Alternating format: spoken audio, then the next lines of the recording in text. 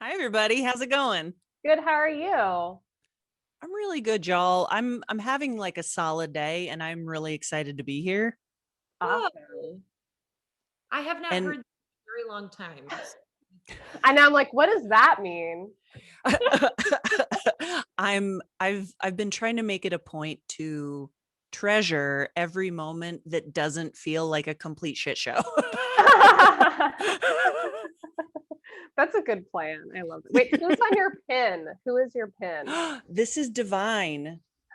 Oh, we were just talking about John Waters. Oh my That's god, I amazing. love this pin so much. That's It so makes cool. Thank Is you. Divine holding a gun? No. Yes, because yes, it's from it's Is it? multiple maniacs, I think, that she's dressing Okay. as. Um and Divine was, I think, the first person that opened my eyes to what fabulous truly meant. Like, I just remember the first time seeing Divine and my jaw on the ground, like, yes. Oh my God, that's amazing. Yeah, We like thank you. when I studied theater in undergrad and like somehow, I don't know why, we did or why not? Or of course we did. We staged a scene from Pink Flamingos in like the fountain outside the library. They were like, we're gonna do a site specific piece from Pink Flamingos and see how everyone likes that. And somebody just found some dog excrement on the ground. It was no big deal. It was Yeah, like it's a not a big theater deal. group. Exactly, It was exactly. Just fine. college, whatever. How that's an interesting question. How do experiences like those channel into making a film like this one, right? Because even that, like, if I'm making a connection between the two, that means that you have to be like close with your performers, they have to trust you, etc. What kinds of ways did stuff like that carry over into this film? I'm like trying to draw the. Do you mean my theater background or like what are? I'm a little confused. I'm sorry. No, it's okay. I'm just kind of riffing on it because Yeah, let's riff. Let's riff that's a away. to me that's such an interesting approach to Hmm. like a property that already exists, and Oh, I you're in see. and you Right. want to do something interesting and new, but you have to be with people that trust you. And I think that that actually ties to this film because it certainly feels like y'all were really close in making Hmm. this. Hmm. Yeah, it was definitely there. I was so lucky to have an incredible cast of experienced actors mixed with Sasha Knight, who is new and was super super psyched to be working with us. And we were lucky to have him.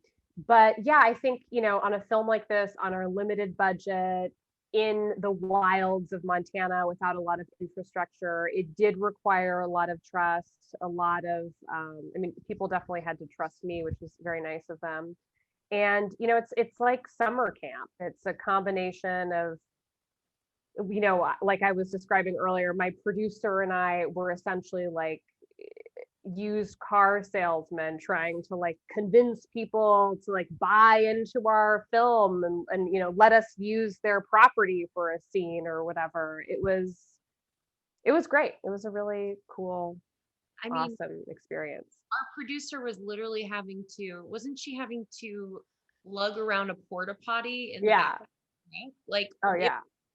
it was like, we were making a play together. Like we were all like all hands on deck. What can we do to make it work and to keep going and make this film that we want to make and we believe in because we all just fell so in love with Anna's script. So it was easy. It kind of falls into place, especially like if it's not like, I actually think it's a better thing to not have so much money in excess and all of that stuff because you get these real like raw performances and everyone's like all hands on deck. Right. The more machinery you have, this like you have more security, but the slower you go. Yeah. And it sort of like loses the spontaneity of the actors. When you only have an hour to shoot a scene, that's it. Get it done. For better or worse. And I think it felt that way for me too as a viewer, just feeling the closeness between everyone on both sides of the camera and also just the resulting honesty from that. I just think that honesty seeps from this movie. And I was telling Sasha and Steve that I was kind of like glued to the TV like this, because every time a new scene would roll around, I'd be like, I need more of the story. Oh, And that's so cool. Thank you. it it was, I'm particularly appreciative these days of movies that really grab me and they grab my heart, especially because I see a lot of stuff that I just kind of immediately forget. Mhm. This was not one of them. Um, and Jillian, I wanted to ask you, you your scenes are not located in the wilds of Montana, and is that a good thing for you personally? Yes or no? I mean, personally, I think for the character, it's the right thing. For personally, I would have loved to explore Montana. Or I did some on my like off days, but I was there. I feel like there was one day in particular, maybe when I got there first and you guys were shooting, I reached out to be like, hey, can I come meet you wherever you are? But there was no cell phone reception. There's no way to get hold of people. Like it was truly, we were in the like wilderness of Montana. And but I think for the character, it would have been odd for her to be like, I'm gonna go get a horse now and follow after my family. I think it was the right thing to do for her to sort of process this, have this internal journey. You know what I mean? Like really just staying home and figuring out where she went wrong. Yeah, of course, because I mean the isolation, it makes sense for her because she has some things to iron out, Yeah. in her head. You trying to reach each other in the wilds of Montana sounds like people trying to hook up at Comic-Con in San Diego. I just thought of that. I was like, oh my God, what a nightmare. Oh, um, is there a number one Montana thing that I need to know about as far as like amazing thing to eat or beautiful thing to see? Cause I know the landscape perfection. Let's like Jillian, let's go with you. And then Anna, if you have anything to add.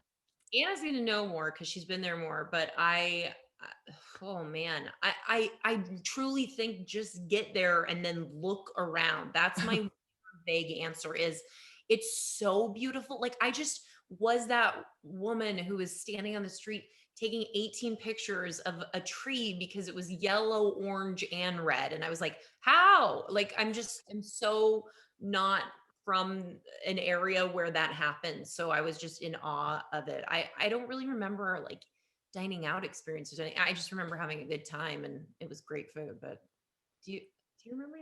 Yeah. I mean, well, first of all, Glacier Park is like one of the most beautiful national parks, and that's in this part of Montana. But I didn't get there at all on this trip. It's so amazing. And then there's a pizza place, bar, saloon that I've been going to since I was 10. I don't even know how old it is. In Kalispell, called Moose's Saloon. And it's sawdust all over the floor. You can like carve like the booths, the walls, it's all like full of carved names, right? And they make amazing pizza. It's so good, cash only. And the like Montana trick we learned on this trip was putting sauerkraut on the pizza. Oh girl, whoa. It's really, I mean, you can do it at home too. It's really, really, really delicious. I you actually immediately had me wondering if my husband has thrown out the sauerkraut because I haven't touched it for 2 years. Because I'm like, we're having pizza tonight, y'all. Trader Joe's sauerkraut is really good if you Oh, stop at Trader Joe's. Yeah. Anna, speaking of this incredible wilderness that you're in, I feel like I am always fascinated with the behind the scenes and what the crew is going through because it's so challenging to film that stuff. Can you tell me like one of the most harrowing experiences in this beautiful land that you had? Yes. It wasn't, there were some harrowing things that happened, luckily not on our set. So I won't get into them. But there was a day, the scene where I won't ruin it, but like, well, actually, I am not going to describe the scene. But anyways, there is a river scene where we shoot both sides of the river. Okay. And that is the North Fork River, which on one side is Glacier Park and on the other side is National Forest. And in order to get across, I mean, you're in the middle of nowhere. We had to build a pulley system. And by we, I mean our incredibly, ingenious crew, not me specifically. I wasn't there at all. I just appeared and was like, great, you did it. Moving on. You did that. I don't know how. We borrowed a raft from one of the rafting companies there.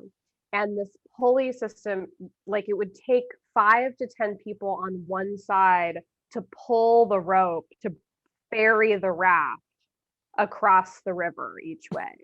And that's how we got our equipment back and forth. We were shooting with 2 cameras at that point. So we were able to shoot both sides of the river at the same time. Jiminy Christmas. Like, yeah, it was pretty crazy. Filmmaking is a tough business. I always watch stuff, and as a former, I shot some stuff, but I was mostly an editor because I like being in dark rooms. So I'm always like, people on set are hardcore. For my final question, Jillian, the movie starts out with Steve and Sasha's characters borrowing a horse.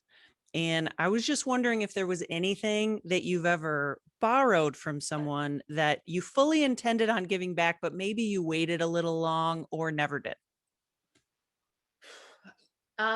There are, I'm keeping my fingers crossed. These people don't, just these 2 people don't watch this interview, but I do have like 2 sweatshirts that I love that are just like garbage sweatshirts, but they're part of my identity now. Like I love them and I don't want to give them back to people, but I'm like, everyone's done that to each other, right? Like we all have something that like, hopefully they won't call us out on, but I just make sure not to wear it in front of them. I actually think that a sweatshirt that you purchase yourself is always going to suck. You can only receive them from others to make them acceptable. So I don't think you've done anything wrong. I absolve you. Like someone is eating a salad and you make your own salad and you're like, this salad's stupid. And then someone else makes it for you and you're like, this is the greatest salad I've ever had in my life. Okay. Thank you for saying that, because my husband makes the greatest salads and he is so intricate and he takes so much time to make them. And I know they're crafted with love. I just feel so guilty asking him to make them, not because I'm busy or can't do it. It's because my salads are bullshit. I feel so much better. It's also just COVID time where, I mean, I've been preparing so much of my own food. I don't know about you guys, but it's like anything that anyone else makes has like a different flavor spectrum that I just don't have in my repertoire. Right. Yes. And and it's like all of a sudden there are upsides to this challenging time. And I feel like we've stumbled on a couple of them, with this one being all of a sudden everyone can be a Michelin star chef. So anyway, you guys are great. Thank you. You are. Thank you. Stay safe. We'll see you soon.